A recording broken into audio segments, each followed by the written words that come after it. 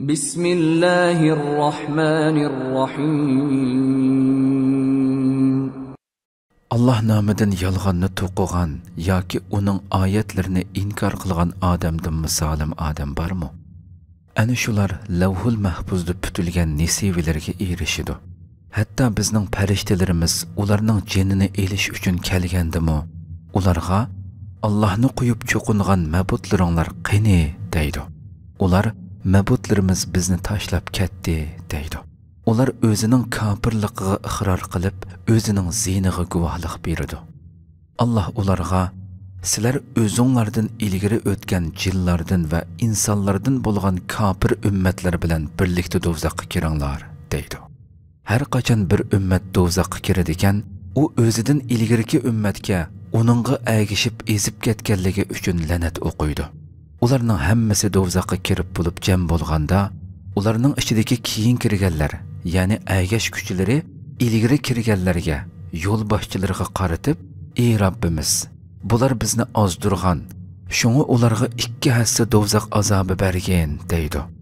Alloh sizlardan har bir ummat 2 hassa azobga duchor bo'ladi. Lekin sizlar u azobning qandoq ekanligini bilmaysizlar deydi. Ularning orasidagi ilgarikilar keyingilarga sizlarning bizdan hech qanday ortiqchiliginglar yo'q. Shunga sizlarmi qilmishinglar tufaylidan azobni tetinglar deydi.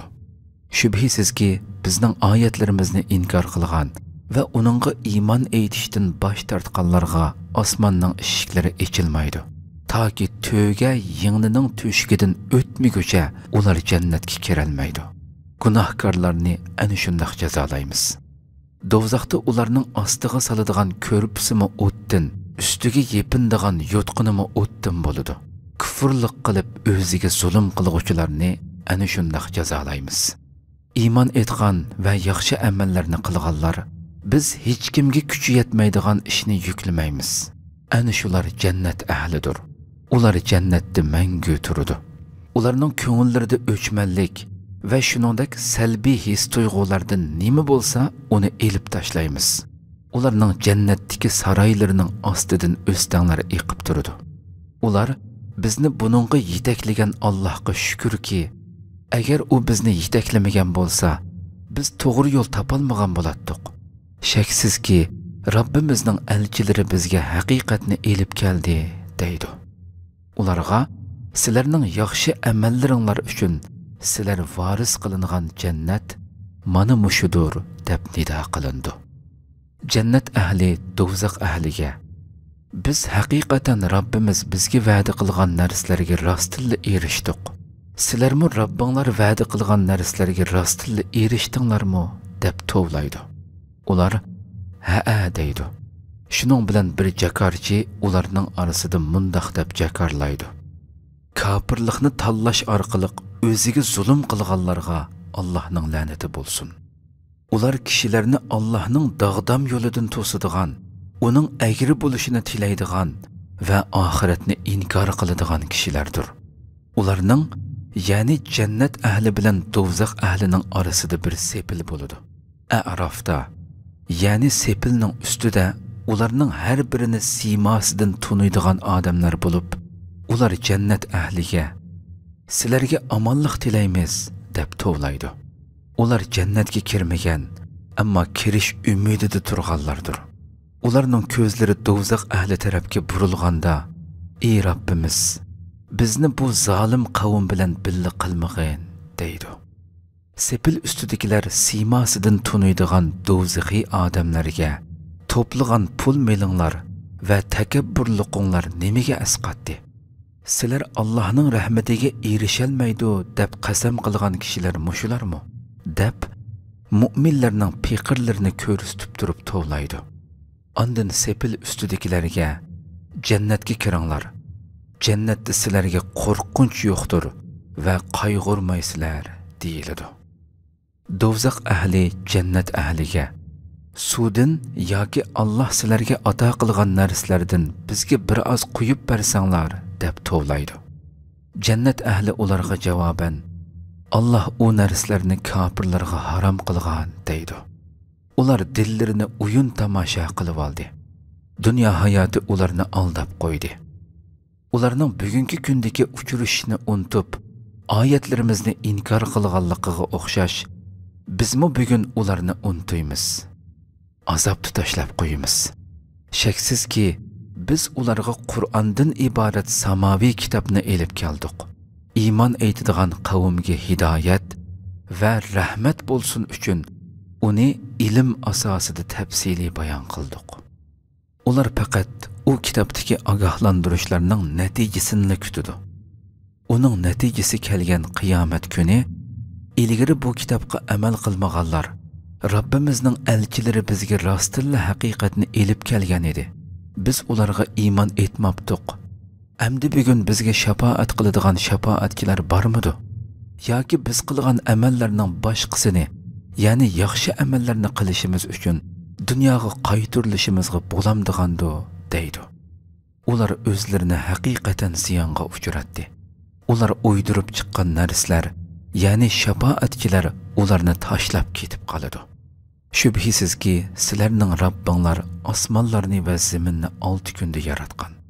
Ondan arishning ustiga o'ziga loyiq ravishda o'rlagan, kecha bilan kunduzni yepib, bir-birini qo'g'lashadigan quyosh, oy va yulduzlarni o'zining amriga bo'ysundigan qilib yaratgan Allohdir. Bilinglarki, yaratish va amr qilish Allohning ilkididir. Olamlarning Robbi Allohning barakati buyukdir.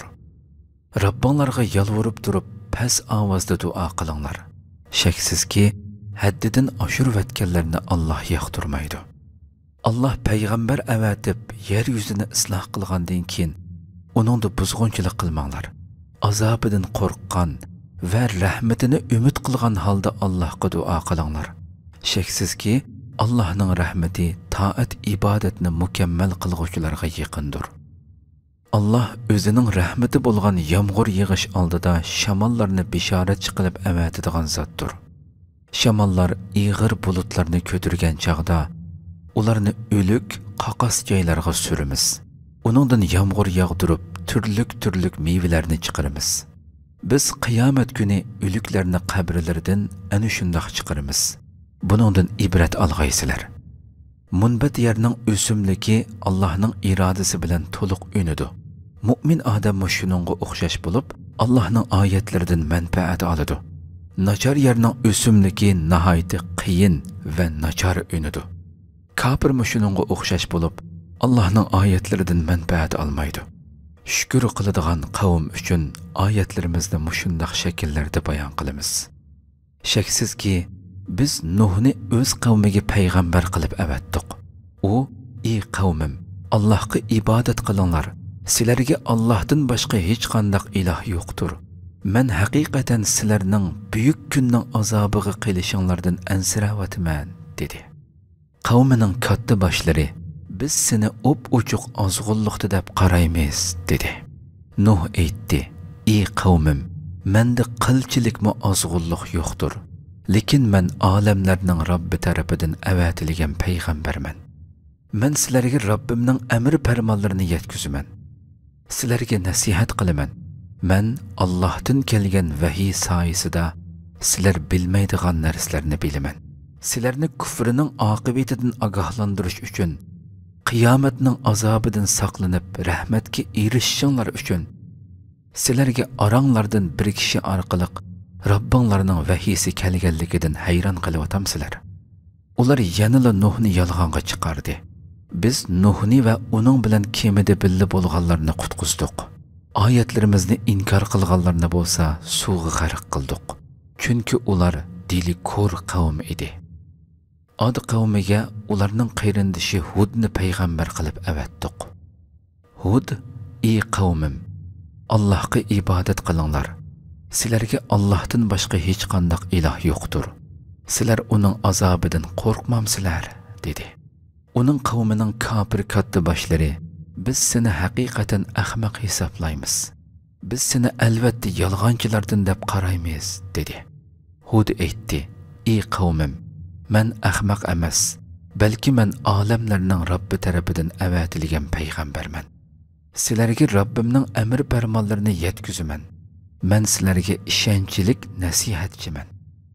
sizlarni kufrining oqibatidan ogohlantirish uchun sizlarga oranglardan bir kishi orqali Robbinglarning vahiysi kelganligidan hayron qilyapsizlar.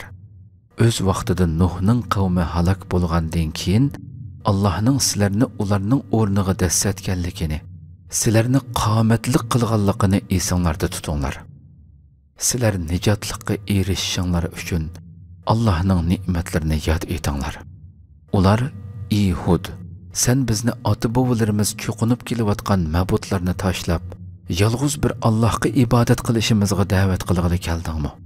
Agar so'zingda rostkel bo'lsang, bizni ogohlantirgan azobni keltirib boqqina qani", dedi.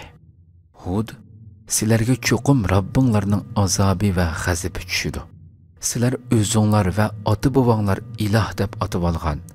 Bu haqda Alloh hech qanday dalil tushirmagan shu butlar ustida men bilan munozirlashamsizlar. Undaqda sizlar kutinglar.